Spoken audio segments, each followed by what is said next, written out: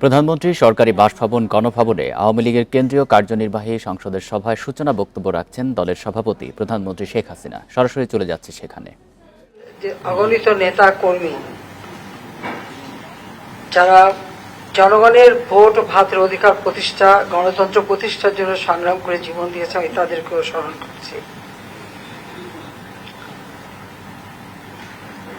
15 August আমাদের জাতীয় জীবনের সবথেকে বড় একটা কালো অধ্যায়, সব থেকে বড় দুর্ভাগ্যের দিন, যেদিন জাতির পিতা বঙ্গবন্ধু শেখ মুজিবকে হত্যা করা হয়। একই সাথে আমি হারিয়েছি আমার মাকে, আমার 3 ভাই, ভাতৃবধূ, আত্মীয় পরিবার পরিজন সহ 18 জন সদস্য শাহাদাত বরণ করেন। আমি তাদের প্রতিও শ্রদ্ধা জানাচ্ছি। মাত্র 3 বছর 7 মাস সময় হাতে পেয়েছেন জাতিপিতা বঙ্গবন্ধু শেখ মুজিব এই যুদ্ধ বিধ্বস্ত বাংলাদেশকে গড়ে তুলতে। তিনি আমাদের সংবিধান দিয়েছেন, একটি স্বাধীন সার্বভৌম রাষ্ট্র প্রতিষ্ঠার প্রতিটি প্রতিষ্ঠানে তিনি গড়ে দিয়ে গেছেন, তার ভিত্তিটা তিনি তৈরি করে দিয়ে গেছেন। এলো বেক্সিমকো বন্ড 15% মুনাফায় সর্বোচ্চ হারে সবার উপরে। এমনকি আজকে যে আমরা ডিজিটাল বাংলাদেশ গড়ে তুলেছি বা আধুনিক প্রযুক্তি জ্ঞান সম্পন্ন যে বাংলাদেশ আমরা গড়ার পথে এগিয়ে যাচ্ছি, তার ভিত্তিটাও কিন্তু জাতির পিতা বঙ্গবন্ধু শেখ মুজিবই করে যান। তিনি যদি বেঁচে থাকতেন, স্বাধীনতা 10 বছরের মধ্যেই বাংলাদেশ উন্নত সমৃদ্ধশালী দেশ হিসেবে গড়ে উঠত। তার কারণ যে 3 বছর 7 মাস তিনি সময় পেয়েছে, এর মধ্যে একটা যুদ্ধ বিধ্বস্ত দেশ, একটি প্রদেশ, শোষিত বঞ্চিত মানুষ, যুদ্ধে ধ্বংসপ্রাপ্ত একটি দেশ, রিজার্ভ মানি নেই, কারেন্সি নোট নেই, 1 বছর কোনো ফসল হয়নি, গোলায় শূন্য, তার উপর গণহত্যা এবং লুটপাট, অগ্নিসংযোগ, ধর্ষণের সারা দেশ ক্ষত বিক্ষত। সেই ধ্বংস স্তূপের উপর শূন্য হাতে দাঁড়িয়ে একদিকে পুনর্বাসন পুনর্গঠনের কাজ করেন, অপরদিকে দেশের আর্থসামাজিক উন্নয়নের জন্য যে অগ্রগতি সাধন করেন, যার ফলে ওই 3 বছর 7 মাসের মধ্যে সঙ্গ করতে এরপর 75 সালে 15 আগস্ট জাতির পিতাকে হত্যার পর বাংলাদেশের সেই সকল অগ্রযাত্রাই থেমে যায়। 21 বছর পর আওয়ামী লীগ প্রথম সরকার গঠন করে। আওয়ামী লীগ যখনই ক্ষমতা এসেছে, জনগণের ভাগ্য পরিবর্তনেই কাজ করেছে। বাংলাদেশ প্রথম খাদ্যে স্বয়ংসম্পূর্ণতা অর্জন করে। বিদ্যুৎ উৎপাদন থেকে শুরু করে সাক্ষরতার হার, মাতৃমৃত্যু হার, শিশু মৃত্যু হার, মানুষের যে মৌলিক চাহিদা, অন্ন, বস্ত্র, বাসস্থান, চিকিৎসা, শিক্ষার ব্যবস্থা, আওয়ামী লীগ সেটা ভিত্তিটা স্থাপন করে জাতির পিতা পদাঙ্ক অনুসরণ করে দেশকে এগিয়ে নিয়ে যেতে থাকে। আমাদের দুর্ভাগ্য 2021 সালে আমরা সরকারে আসতে পারিনি। একটা ষড়যন্ত্রের মধ্য দিয়ে আমাদের আসতে দেওয়া হয়নি, কিন্তু তার ফলটা হয়েছিল দেশে সন্ত্রাস, জঙ্গিবাদ, বাংলা ভাইয়ের উত্থান, দুর্নীতি। বারবার বাংলাদেশ বিশ্বের দরবারে হেয় প্রতিপন্ন হয়েছে দুর্নীতিগ্রস্ত দেশ বলে, এবং আমাদের অগণিত নেতা কর্মীর উপর যে অকথ্য অত্যাচার নির্যাতন হয়েছে সেটাও বলার না। এবং বিএনপি যে আমাদের দুঃশাসনের ফলেই দেশে ইমার্জেন্সি ঘোষণা হয়, আর সেই ইমার্জেন্সি সরকার আসার পরে প্রথম দিকে খুব ভালো কথা বললেও তারপরেও তারা আবার ক্ষমতাকে কুক্ষিগত করে রাখার চেষ্টা করে।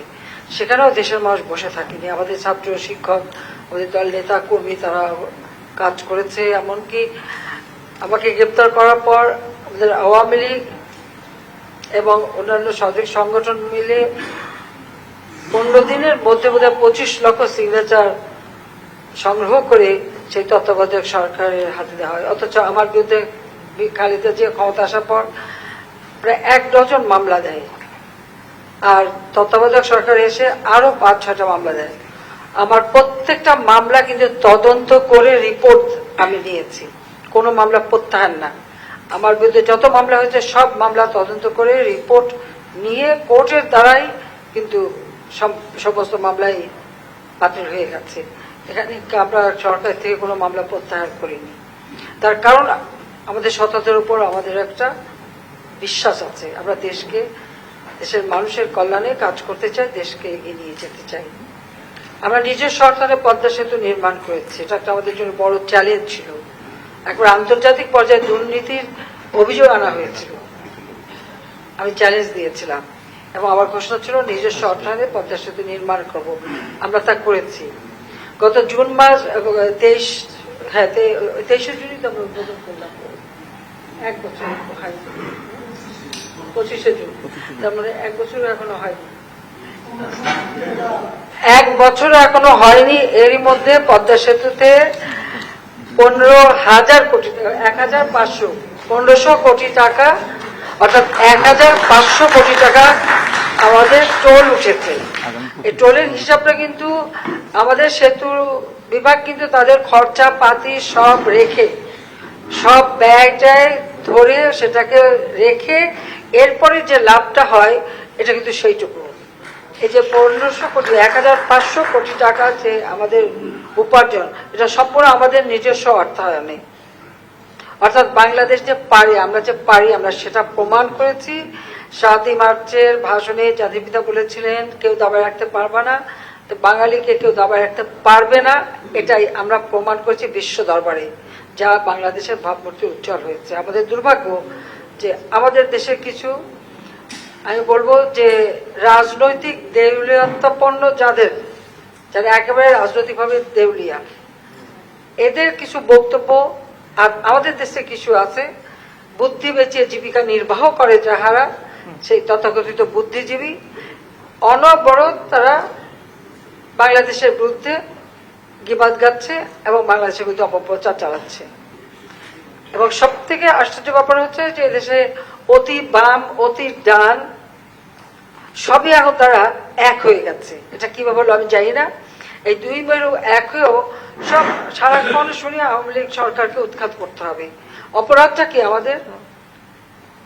কোভিড-19-এর সময় আমরা বিনা পয়সা ভ্যাকসিন দিয়েছি, পৃথিবীর ধনী দেশ দেয়নি, কিন্তু বাংলাদেশ দিয়েছে। টেস্টিং আমরা বিনা পয়সা করেছি, পৃথিবীর কোনো ধনী দেশও করে নাই, আমরা করেছি। এবং আমরা যেভাবে 2 হাতে পানির মতো টাকা খরচ করে মানুষকে বাঁচাবার জন্য পদক্ষেপ নিয়েছি, খুব কম দেশে সেটা করতে পেরেছে, আমরা সেখানে সাফল্য অর্জন করেছি। আজকে আমরা মাতৃ মৃত্যু হার কমিয়েছি, শিশু মৃত্যু হার কমিয়েছি, সাক্ষরতার হার বাড়িয়েছি, মানুষের মানে কি বলে আয়ুষ্কাল বৃদ্ধি করেছি, মানুষের ঘরের কাছে আমরা চিকিৎসা সেবা নিয়ে গেছি, শিক্ষার ক্ষেত্রে আমাদের অগ্রগতি আছে। সব দিক থেকে তো বাংলাদেশ এগিয়ে যাচ্ছে। পিছিয়ে আসছি কোথায় আমরা? আমাদের মাথাপিছু আয় আমরা বৃদ্ধি করেছি এবং আমাদের প্রবৃদ্ধি বৃদ্ধি করেছি, কিন্তু আজকে কোভিডের অতিমারি, আর এরপর আসে ইউক্রেন যুদ্ধ, স্যাংশন, কাউন্টার স্যাংশন, সারা বিশ্বব্যাপী মুদ্রাস্ফীতি, এবং এই সমস্যার কারণেই কিন্তু আমরা অনেকটা, শুধু আমরা না, সারা বাংলা পৃথিবীর সব এমনকি উন্নত দেশগুলিও কিন্তু হিমশিম খাচ্ছে। তারপরেও আমরা আমাদের অগ্রযাত্রা অব্যাহত রেখেছি। 2021 সাল আমাদের যে নির্বাচন ইস্তেহার ছিল 2008 সালে, সেখানে আমরা ঘোষণা দিয়েছিলাম 21 সালের মধ্যে বাংলাদেশকে আমরা 1 ধাপ উপরে তুলব। রূপকল্প 2021 আমরা ঘোষণা দিই, দিন বদলের সনদ আমরা ঘোষণা দিই। আজকে দিন বদল ঘটেছে। আমরা সবসময় আমরা লক্ষ্য রেখেছি আমাদের তৃণমূল মানুষ, তাদের আর্থসামাজিক উন্নতি করা। আজকে কেউ বলতে পারছেন যে গ্রামে দারিদ্র আছে, এখন বলে শহরে দারিদ্র। এটা একটা অদ্ভুত এখন হিসাব হয়ে গেছে যে দারিদ্রের হার শহরে বেড়ে গেছে, গ্রামে না। অথচ একসময় গ্রামের মানুষ একবেলা ভাত পেত না, খেতে পেত না, মাথা গোঁজার ঠাঁই ছিল না, রোগের চিকিৎসা পেত না, শিক্ষার আলো থেকে বঞ্চিত ছিল। আমাদের উন্নয়নের সকল কিছু আমরা তৃণমূল মানুষকে লক্ষ্য রেখেই পরিকল্পনা নিয়ে পরিকল্পিতভাবে এগিয়েছি। বাংলাদেশে কোনো মানুষ গৃহহীন থাকবে না, ভূমিহীন থাকবে না। ইতিমধ্যে মানুষকে লক্ষ্য রেখেই পরিকল্পনা নিয়ে পরিকল্পিতভাবে এগিয়েছি। বাংলাদেশে কোনো মানুষ গৃহহীন থাকবে না, ভূমিহীন থাকবে না, এবং সেটা আমরা জাতির পিতার পদাঙ্ক অনুসরণ করেই করেছি। অল্প কিছু বাকি আছে, সে ঘরগুলিও হয়ে যাচ্ছে খুব শীঘ্রই। কাজে বাংলাদেশে কোনো ঠিকানাবিহীন থাকবে না, এবং সেটা আমরা জাতির পিতার পদাঙ্ক অনুসরণ করেই করেছি। আজকে বাংলাদেশ যখন এগিয়ে অর্জন করেছে, উন্নয়নশীল দেশের মর্যাদা অর্জনের জন্য যে কয়েকটা মানে পদক্ষেপ আমাদের নিতে হবে, আমরা অত্যন্ত সাফল্যের সাথে নিয়েছি। শুধু তাই না, এই কোভিড-19, ইউক্রেন যুদ্ধ, স্যাংশন, কাউন্টার স্যাংশন সবকিছু মিলেও কিন্তু আমরা আমাদের স্থানটা ধরে রাখতে পেরেছি। অনেক দেশ পায়নি, কিন্তু আমরা পেয়েছি। 2026 সাল থেকে আমাদের নতুন যাত্রা শুরু হবে, তার প্রস্তুতিও কিন্তু আমরা নিয়েছি।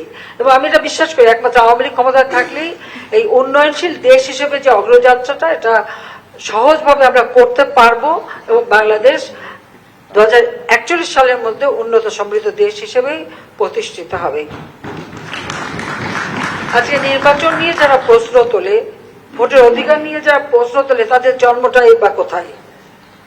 অবৈধভাবে হত্যা খুন ষড়যন্ত্রের মধ্যে দিয়ে ক্ষমতা দখলকারী তাদের পকেট থেকে বের হওয়ার যে রাজনৈতিক দল, তাদের কাছে এখন গণতন্ত্রের সবক শুনতে হয়, ভোটের অধিকারের কথা শুনতে হয়। যারা হ্যাঁ না ভোট দিয়ে মানুষের ভোট চুরি শুরু করেছিল, এরপরে রাষ্ট্রপতি নির্বাচন, তারপরে জাতীয় সংসদ নির্বাচন, 1981 সালে রাষ্ট্রপতি নির্বাচন, বা প্রত্যেকটা নির্বাচনই তো আমরা দেখেছি কিভাবে জনগণের ভোট নিয়ে খেলা হয়। বেশি দূর যাওয়া লাগবে না, 2001 সালের 1 অক্টোবরের যে নির্বাচন, সেই নির্বাচনেও তো চক্রান্ত করে আওয়ামী লীগকে হারানো হয়েছিল। আমরা ভোট পার্সেন্টেজ অফ ভোট আমাদের বেশি ছিল, আমরা সিট পাইনি, কারণ আমি রাজি হইনি আমার দেশের গ্যাস অন্য দেশকে আমরা বেচবো। আজকে গ্যাসের জন্য হাহাকার। আমরা যদি তখন রাজি হতাম আর গ্যাস বিক্রি করা শুরু করতাম, তাহলে কি অবস্থা হতো? আমাদের কোন ইন্ডাস্ট্রি চলতো? ফার্টিলাইজার ফ্যাক্টরি চলতো? আমাদের বিদ্যুৎ উৎপাদন বাড়তো? হতো না। কিন্তু খালেদা জিয়া কিন্তু সেই মুসলেখা দিয়েছিল, সে কিন্তু কথা দিয়েছিল ক্ষমতা গেলে গ্যাস বিক্রি করবে। আমি শুধু এটুকু বলছিলাম যে আল্লাহ তাআলা জন বুঝে ধন দেয়, ও খালেদা জিয়া কথা দিয়েছে গ্যাস বিক্রি করবে, গ্যাস পাবেই না। তাদের আমলে কিন্তু গ্যাস কোনো কূপ খনন করে গ্যাস পায়নি, আর ওদিকে তাদের দৃষ্টি ছিল না। ক্ষমতায় যাবে, লুটপাট করবে, পয়সা বানাবে, হাওয়া ভবন খুলে খাওয়া খাবে, এটাই ছিল তাদের মাথায়, এটাই তারা করে গেছে। আর এখনো একটা দল যার কোনো মাথা মুন্ডু নাই।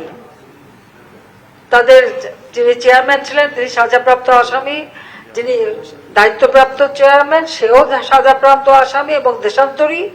আমরা ডিজিটাল বাংলাদেশ করেছি, যে সেই সুবাদে সারাক্ষণ অনলাইনে শুধু নির্দেশ দেয় এবং সেই সিদ্ধান্তেরও ঠিক ঠিকানা নাই।